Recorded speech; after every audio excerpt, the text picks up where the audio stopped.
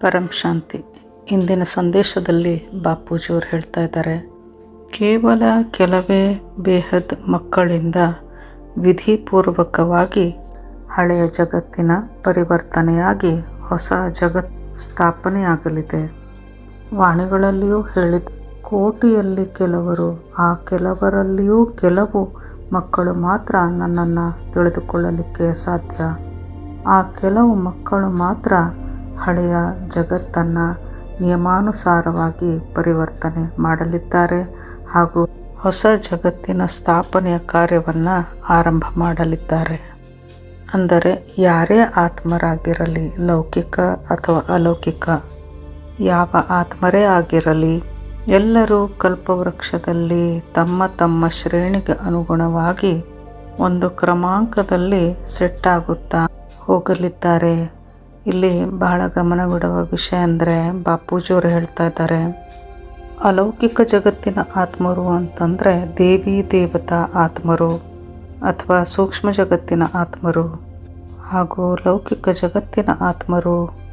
ಈ ಎಲ್ಲೆಡೆ ಇರುವಂತಹ ಆತ್ಮರು ತಮ್ಮ ತಮ್ಮ ಜಾತಿ, ಮತ, ಪಂಥ, ಧರ್ಮಗಳಲ್ಲಿ ಎಲ್ಲಿಯೇ ಇರಲಿ, ಅವರು ನಂಬರ್ ವಾರಾಗಿ ಅಂತಂದರೆ ಕ್ರಮಾಂಕದಲ್ಲಿ ತಮ್ಮ ಶ್ರೇಣಿಗೆ ಅನುಗುಣವಾಗಿ ತಮ್ಮ ಕ್ರಿಯೇಟರ್ನ ಬಳಿ ಸಾಗಲು, ತಮ್ಮ ಕ್ರಿಯೇಟರ್ನನ್ನು ಸೇರಲು ಹೊರಡಲಿದ್ದಾರೆ.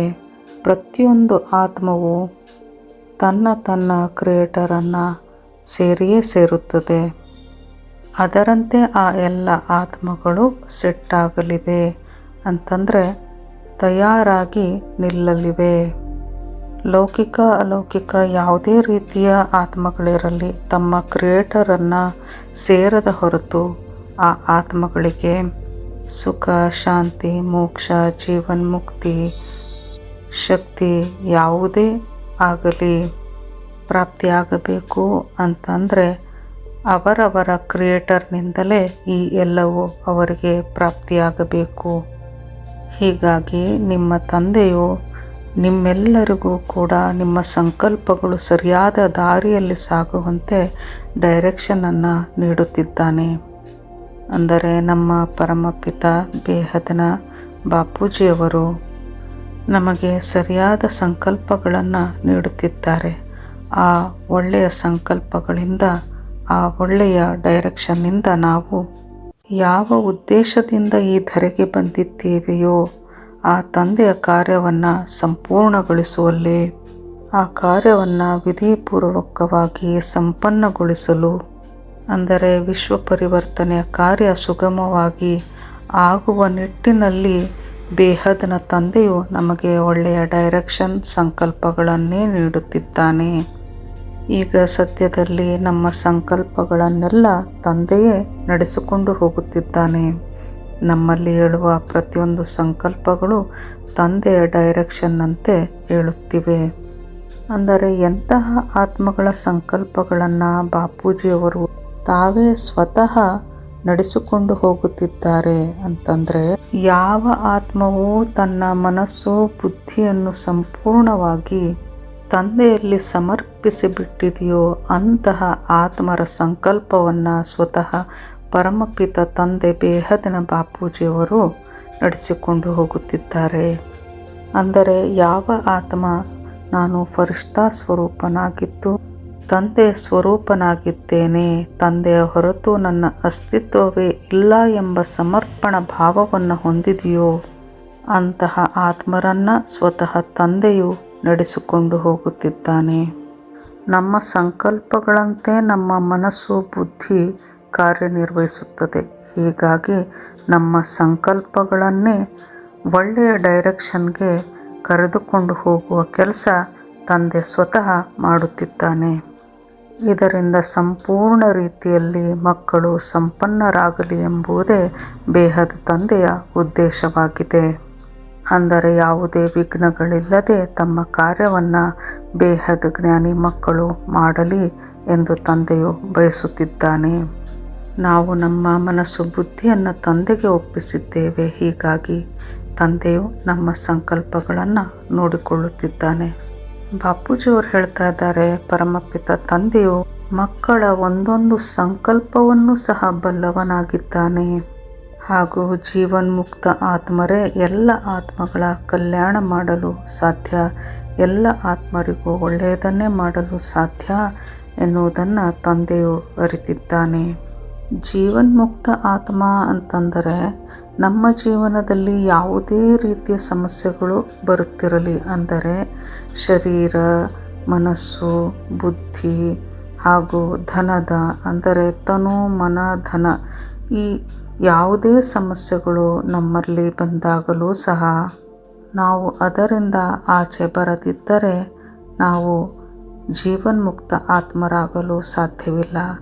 ಯಾವ ಆತ್ಮ ತನ್ನ ತನು, ಮನ, ಧನದ ಸಮಸ್ಯೆಯಿಂದ ಆಚೆ ಬಂದಿದೆಯೋ ಆ ಆತ್ಮವೇ ಜೀವನ್ಮುಕ್ತ ಆತ್ಮವಾಗಿರುತ್ತದೆ.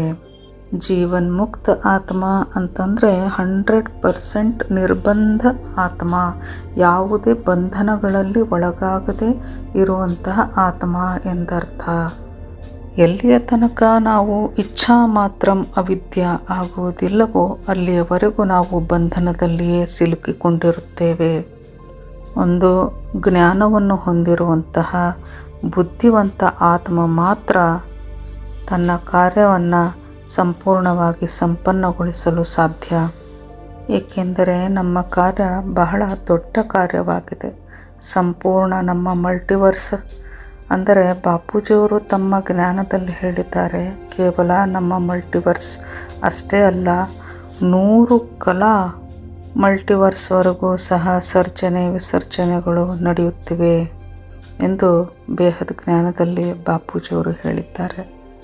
ಇದನ್ನೆಲ್ಲ ಪರಿವರ್ತನೆ ಮಾಡಬೇಕು ಅಂತಂದಾಗ ಈ ಕಾರ್ಯ ಅತಿ ದೊಡ್ಡ ವಿಶಾಲವಾದಂತಹ ಬೃಹತ್ ಕಾರ್ಯವಾಗಿರುತ್ತದೆ.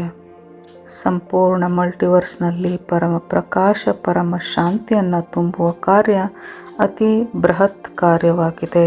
ಒಂದು ಮಲ್ಟಿವರ್ಸ್ ಅಂದರೆ ಅದರಲ್ಲಿ ಅನಂತ ಕೋಟಿ ಯೂನಿವರ್ಸ್ಗಳು ಬರುತ್ತವೆ. ಒಂದು ಯೂನಿವರ್ಸ್ನಲ್ಲಿ ಅನಂತ ಕೋಟಿ ಗ್ಯಾಲಕ್ಸಿಗಳು ಬರುತ್ತವೆ. ಹಾಗೂ ಒಂದು ಗ್ಯಾಲಕ್ಸಿಯ ಒಳಗೆ ಅನಂತ ಕೋಟ್ಯಾನುಕೋಟಿ ಸೋಲಾರ್ ಸಿಸ್ಟಮ್ಗಳು ಅಂದರೆ ಬ್ರಹ್ಮಾಂಡಗಳಿವೆ. ಈ ಎಲ್ಲವನ್ನು ಪರಮ ಪ್ರಕಾಶದಲ್ಲಿ ಪರಿವರ್ತನೆ ಮಾಡುವಂತಹ ಕಾರ್ಯ ಸಣ್ಣ ಕಾರ್ಯವಲ್ಲ. ಇಷ್ಟು ದೊಡ್ಡ ವಿಶಾಲ ಕ್ರಿಯೇಷನ್ನನ್ನು ಅಮರಲೋಕವಾಗಿ ಪರಮ ಪ್ರಕಾಶದಲ್ಲಿ ಪರಿವರ್ತನೆ ಮಾಡುವ ಕಾರ್ಯ ಅತಿ ದೊಡ್ಡ ಕಾರ್ಯವಾಗಿರುತ್ತದೆ. ಬಾಪೂಜಿಯವರು ಹೇಳ್ತಾ ಇದ್ದಾರೆ, ಈ ಕಾರ್ಯ ಸಣ್ಣ ಕಾರ್ಯವಲ್ಲ. सभी आत्माओं को मुक्ति जीवन मुक्ति का वर्षा देना है, यह कोई छोटा मोटा कार्य नहीं है ಅಂತ ಬೇಹದ್ ಮಕ್ಕಳಿಗೆ ಬಾಪೂಜಿಯವರು ಹೇಳ್ತಾ ಇದ್ದಾರೆ. ಮುಕ್ತಿ ಜೀವನ್ ಮುಕ್ತಿಯನ್ನು ಕೊಡುವಾಗ ನಾವು ನಂಬರ್ ವಾರ್ ಆಗಿ ಅಂತಂದರೆ ಆಯಾ ಆತ್ಮರ ಕಾರ್ಯಕ್ಷಮತೆಗೆ ಅನುಗುಣವಾಗಿ ಅಂದರೆ ಅವರ ಪುರುಷಾರ್ಥಕ್ಕೆ ಅನುಗುಣವಾಗಿ ಮುಕ್ತಿ ಜೀವನ್ ಮುಕ್ತಿಯ ಕಾರ್ಯವನ್ನು ನಡೆಸಬೇಕಿದೆ. ಹೀಗಾಗಿ ನಾವು ಬೇಹದ್ ಮಕ್ಕಳಿಗೆ ಈಗ ಅತಿ ದೊಡ್ಡ ಜವಾಬ್ದಾರಿಯನ್ನು ವಹಿಸಿಕೊಳ್ಳುವಂಥ ಸಮಯ ಬಂದಿದೆ. ಅದೆಂದರೆ ತಂದೆ ಹೇಳಿಕೊಟ್ಟ ಮಾರ್ಗದಲ್ಲಿಯೇ ನಾವು ನಡೆಯಬೇಕು. ತಂದೆಯ ಒಂದೊಂದು ಶಬ್ದ, ಒಂದೊಂದು ಮಾತಿನಲ್ಲಿಯೂ ನಮಗೆ ನಿಶ್ಚಯ ಬುದ್ಧಿ ಇರಬೇಕು. ಪರಿವರ್ತನ್ ಹುವಾ ಹಿ ಪಡಾ ಹೇ ಅಂತ ಬಾಪೂಜಿಯವರು ಹೇಳ್ತಾ ಇದ್ದಾರೆ. ಅಂತಂದರೆ ಪರಿವರ್ತನೆ ಆಗಿಯೇ ಇದೆ, ಆಗಿಯೇ ಆಗುತ್ತದೆ ಅಂತಂದಾಗ ನಮಗೆ ಆ ಮಾತಿನ ಮೇಲೆ 100% ನಿಶ್ಚಯವಿರಬೇಕು. ಈ ಸಮಯದಲ್ಲಿ ತಮೋ ಪ್ರಧಾನತೆಯಿಂದ ತುಂಬಿದ ಈ ಜಗತ್ತಿನಲ್ಲಿರುವಂತಹ ಮನಸ್ಸು, ಬುದ್ಧಿ ತಮೋ ಪ್ರಧಾನತೆಯಲ್ಲಿ ನಡೆಯುತ್ತಿದೆ. ನೀವು ಅದರ ಕಡೆ ಗಮನವನ್ನು ಕೊಡಬೇಡಿ ಎನ್ನುತ್ತಿದ್ದಾರೆ ಬಾಪೂಜಿಯವರು. ಈಗ ಜಗತ್ತಿನಲ್ಲಿ ಎಲ್ಲೆಡೆ ಹಾಹಾಕಾರ ಹೆಚ್ಚಾಗುತ್ತಿದೆ. ವಿಶ್ವ ಯುದ್ಧದ ಸಂಕೇತಗಳು ನಮ್ಮ ಕಣ್ಣಿಗೆ ಕಾಣಿಸುತ್ತಿವೆ.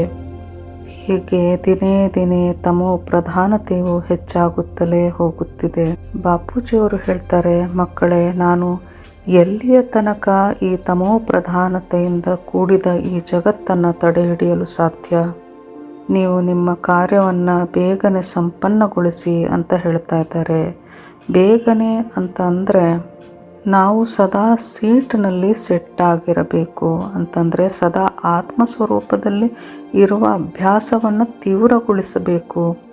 ನಿರಂತರವಾಗಿ 24/7 ನಾವು ತಂದೆಯ ಸ್ವರೂಪದಲ್ಲಿ ಇರುವುದನ್ನು ಅಭ್ಯಾಸ ಮಾಡಬೇಕು. ಇದರಿಂದ ನಮ್ಮ ಸಂಪನ್ನ ಸ್ವರೂಪವು ನಮ್ಮನ್ನು ಧಾರಣೆ ಮಾಡುವುದು. ಇದರಿಂದ ಆ ಸಂಪನ್ನ ಸ್ವರೂಪವು ನನ್ನ ಪಂಚತತ್ವದ ಈ ದೇಹವನ್ನು ಕನ್ವರ್ಟ್ ಮಾಡಿದಾಗ ಪರಿವರ್ತನೆಯ ಕಾರ್ಯ ಆರಂಭವಾಗುವುದು. ತಂದೆಯು ಪ್ರತ್ಯಕ್ಷನಾಗುವನು. ಈಗ ನಮ್ಮ ಮನಸ್ಸು ಬುದ್ಧಿ ಜಗತ್ತಿನ ತಮೋಪ್ರಧಾನತೆಗೆ ಒಳಗಾಗಿ ಜಗತ್ತಿನ ಆಧಾರದ ಮೇಲೆ ನಡೆಯುತ್ತಿದೆ. ನಾವು ಅದರಿಂದ ದೂರ ಸರಿದು ಈಗ ತಂದೆಯ ಮಾತಿನ ಮೇಲೆ 100% ನಿಶ್ಚಯ ಬುದ್ಧಿಯನ್ನಿಟ್ಟು ಬಹಳ ಉಮಂಗ ಉತ್ಸಾಹದಿಂದ ಮುಂದುವರೆಯಬೇಕಿದೆ.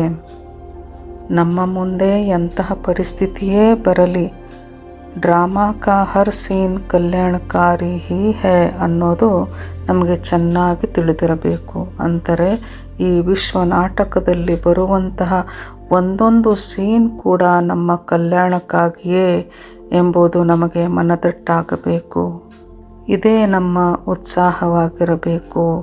ನಾವು ಆನಂದದಿಂದ ಎಂತಹದೇ ಕೆಟ್ಟ ಪರಿಸ್ಥಿತಿ ಬರಲಿ, ಎಲ್ಲವೂ ಈ ವಿಶ್ವ ನಾಟಕದಲ್ಲಿ ಬರುವಂತಹ ಪಾತ್ರಗಳು, ಇಲ್ಲಿ ನಡೆಯುವುದೆಲ್ಲವೂ ನಮ್ಮ ಒಳ್ಳೆಯದಕ್ಕಾಗಿ ಎನ್ನುವಂತಹ ಭಾವ ನಮ್ಮಲ್ಲಿ ಇರಬೇಕು.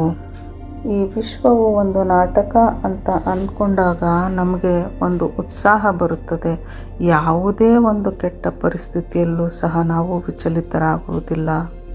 ಮೇರೆ ಬಚ್ಚೋಂ ಕಾ ಅಕಲ್ಯಾಣ ತೋ ಕಭಿ ಹೋ ಹಿ ನಹಿ ಸಕ್ತಾ ಅಂತ ಬಾಪೂಜಿಯವರು ಹೇಳ್ತಾರೆ. ಈ ಮಾತನ್ನು ನಾವೆಲ್ಲರೂ ಚೆನ್ನಾಗಿ ನೆನಪಿನಲ್ಲಿಟ್ಟುಕೊಂಡ್ರೆ ನಮಗೆ ಎಂದೂ ಕೂಡ ಕಷ್ಟ ಬಂದಾಗ ಕಷ್ಟ ಅನಿಸುವುದೇ ಇಲ್ಲ. ನಾವು ಬಹಳ ಸಂತೋಷದಿಂದ ಎಲ್ಲ ರೀತಿಯ ಪರಿಸ್ಥಿತಿಗಳನ್ನು ನಾವು ಪಾರು ಮಾಡುತ್ತೇವೆ. ಬಾಪೂಜಿಯವರು ಹೇಳ್ತಾ ಇದ್ದಾರೆ, ಮಕ್ಕಳೇ, ನೀವು ಇಲ್ಲಿಯವರೆಗೆ ತ್ಯಾಗ ತಪಸ್ಸನ್ನು ಮಾಡಿದ್ದೀರಾ.